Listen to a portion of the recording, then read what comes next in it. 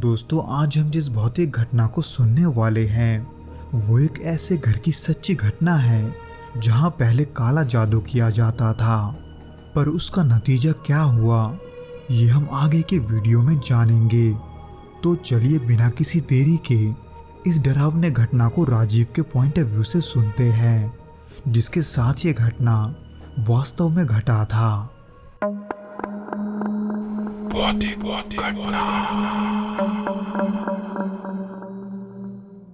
शायद मैं इस बात को नजरअंदाज करता रहा, लेकिन जो हुआ वो कुछ ऐसा था जिसे भुलाना आसान नहीं है। 2002 की बात है, जब मैं और मेरी पत्नी ने अपने किराए का घर छोड़ने का फैसला किया था, क्योंकि हमने नालंदा के पास घर बनाने के लिए एक जमीन खरीदा था। पर यह हमारे जीवन की सबसे बड़ी गलती होगी, ये हम नहीं जानते थे। वैसे तो जहाँ पर हम अपना घर बनवाना चाहते थे वो गांव से थोड़े दूर और बहुत ही शांत जगह पर था, जैसा कि हम चाहते थे। शुरुआत में तो घर बनाने का काम ठीक से ही चल रहा था, लेकिन एक दिन अचानक से मजदूरों को खुदाई के दौरान एक छोटा सा लकड़ी का बक्सा मिला जो कि काले कपड़े में लिपटा हुआ था। वो बक्सा ऐसे हालात में वहां पर दफन था जैसे किसी ने जानबूझकर ही उसे वहां पर छुपाया हो। तब मुझे पता नहीं था कि वो क्या है और वो वहां पर क्यों दफन है, इसलिए मैंने इन सब पर उतना ध्यान न देते हुए अपना घर बनाने का काम जारी रखा।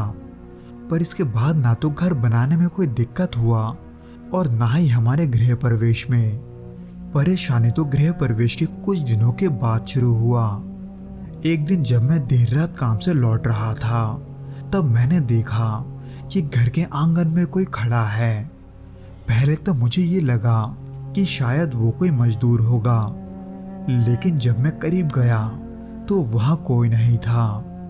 इसलिए मैंने इस घटना को ये कहकर भुला दिया कि शायद ये मेरी थकान का असर है।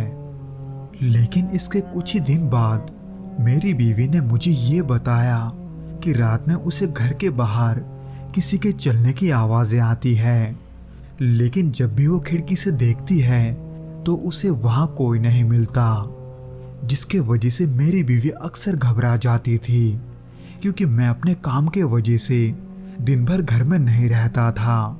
उस वक्त मेरे घर में मेरी बीवी के अलावा सिर्फ मेरे बच्चे ही होते थे। लेकिन जिस घटना ने मुझे चिंता में डाल दिया था उसकी शुरुआत मेरे बच्चों के कमरे से हुई थी। यानी कि जब मेरी बीवी ने बच्चों के कमरे के दीवारों पर मिट्टी से बने हुए अजीब निशान देखे, जो कि दिखने में किसी के हाथ के निशान जैसा था, लेकिन किसी आम आदमी के हाथ से काफी बड़ा, जिसे सुनकर एक पल के लिए तो मैं भी डर गया था। पर यह सिलसिला है कि रुकने का नाम नहीं लेता, क्योंकि मेरे छोटे बेटे ने अजीब बातें करना शुरू कर दिया था। वो रात में अक्सर कहता था कि एक लंबा सा आदमी उसे देख रहा है, जिसकी आंखें लाल और चेहरा बहुत डरावना है। पर वो है कहाँ ये मैं देख नहीं पाता था, क्योंकि वो सिर्फ मेरे छोटे बेटे को ही दिखाई दे रहा था। हालांकि तब मुझे ये लग रहा था कि ये सब बस उसका कोई वहम है, जबकि हर रात हमारे साथ कुछ न कुछ अजीब हो रहा था। मुझे मेरे बेटे के बात पर तब यकीन आया जब एक रात उसने मुझे फिर से कहा कि उसके कमरे में कोई आदमी खड़ा है। हालांकि पहले की तरह ही मुझे वहां पर कोई नहीं दिखा, पर न जाने क्यों मेरे बेटे के कमरे से एक अजीब सी जलने की बदबू आ रही थी, एकदम ऐसे जैसे कोई मांस का टुकड़ा जल रहा हो। ये बदबू उस कमरे के चारों तरफ फैल चुका था, इसलिए जैसे ही मुझे ये एहसास हुआ कि वहां पर वाकई में कोई है, मैं भी घबराने लगा। पर इस घबराहट को अपने अंदर छुपाते हुए मैं अपने बेटे को अपने कमरे में ले गया। उस रात के बाद से हम सभी एक ही साथ सोने लगे थे। हालांकि दिन के समय में भी, यानी कि मेरे काम पर जाने के बाद भी उस घर में अजीब घटनाएं होती थी, लेकिन मुझे चिंता में ना डालने के लिए मेरी बीवी अक्सर मुझसे ये सब छुपा कर रखती थी। लेकिन उसके चेहरे को देखकर मैं ये समझ जाता था कि आज भी उनके साथ कुछ हुआ है। एक दिन जब मैं आंगन में था तब मैंने महसूस किया कि पेड़ के नीचे से एक भयानक बदबू आ रही है, उससे भी बुरी जो मेरे बेटे के कमरे से आ रहा था। पर मैंने जैसे ही वहां खुदाई की, मैंने देखा कि वहां पर कुछ अजीब हड्डियों के अलावा कुछ पत्थर एक साथ दफन हैं, जिन पर अजीब तरह के चिन्ह बने हुए थे। ये सब घर के आंगन में दफन देखकर मेरे रोंगटे खड़े हो गए थे। हालांकि ये सब मेरे समझ के परे था, पर यह देखकर मैं इतना समझ चुका था कि ये कोई साधारण जगह नहीं है। मैं अब दिन रात यही सोचता था कि अपने घर के इस परेशानी से कैसे निपटा जाए। और ऐसे ही देखते देखते कुछ हफ्ते बीत गए। हालांकि इन कुछ हफ्तों में घर की समस्या और भी बढ़ गई थी। घर का जो फर्श था उस पर न जाने कहां से अपने आप कदमों के निशान आने लगे थे। और तो और कभी कभार पूरे घर में सड़े हुए मांस का बदबू फैल जाता था। एक रात तो कुछ ऐसा हुआ जिसने हमें अंदर से हिलाकर रख दिया। जब मेरी बीवी बाथरूम जाने के लिए उठी तब उसने देखा कि कमरे के कोने पर एक लंबा सा आदमी खड़ा है, जिसकी लाल आंखें वो साफ देख पा रही थी। उसके इस भयानक रूप को देखकर मेरी बीवी डर के मारे चीख पड़ी। जब मैं उसकी तरफ गया तो देखा कि वो डर के मारे कांप रही थी।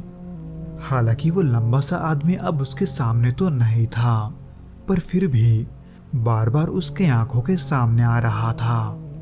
इसलिए मैं उसके अगले सुबह ही गांव के बुजुर्गों से मिलने चला गया, ताकि मैं ये जान सकूं कि आखिर हमारे साथ हो क्या रहा है। वहां के बुजुर्गों से ये पता चला कि जहां पर मैंने अपना घर बनवाया है, वहां पर कई सालों पहले बहुत से तांत्रिक मिलकर काले जादू का अभ्यास करते थे। लेकिन जैसे जैसे गांव का आबादी बढ़ता गया, वैसे वैसे गांव के लोगों ने उन तांत्रिकों को कहीं और जाने को कहा, क्योंकि ऐसे माहौल में गांव के लोगों के लिए वहां रहना, खास करके महिलाओं और बच्चों के लिए मुश्किल हो गया था। जिसके बाद उन्होंने ये भी बताया कि जो भी चीज मुझे जमीन में दफन मिला था, उन सभी चीजों को किसी न किसी तरह के काले जादू में इस्तेमाल किया गया था। यानी कि वो जो बक्सा मुझे मिला था वो शापित था। उस जमीन पर ऐसे और भी चीजें दफन थे जिसे उन तांत्रिकों ने काले जादू में इस्तेमाल किया था। ये सब हमारे लिए एक बहुत ही बुरी खबर थी, क्योंकि जब तक हमें इसका पता नहीं चला था तब तक हम जैसे तैसे उस घर में रह रहे थे। पर ये सब जानने के बाद न जाने क्यों डर ज्यादा लग रहा था। अगर गलती से कोई चीज गिर भी जाता तो उसके आवाज से भी हम घबराने लगे थे। हालांकि इन सब के बाद मैंने घर की शुद्धि भी करवाई थी, पर उस घर में रहना दिन ब दिन और भी डरावना होता जा रहा था। उस घर के हालात को सुधारने के लिए न जाने मैंने कितने लोगों से मदद लिया, लेकिन कोई भी हमें इस मुसीबत से नहीं निकाल पाया।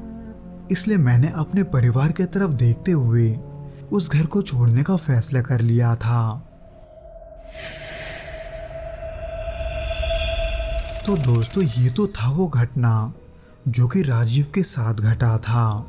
उम्मीद करता हूँ कि आपको ये पसंद आया होगा, और अगर आया हो तो प्लीज़ इस वीडियो को लाइक करके इसे अपने दोस्तों के साथ शेयर ज़रूर करना, और साथ ही साथ इस चैनल को सब्सक्राइब करके नोटिफिकेशन बेल को दबाना मत भूलना, ताकि हमारे आने वाले वीडियोस आप तक जल्द से जल्द पहुंच सके।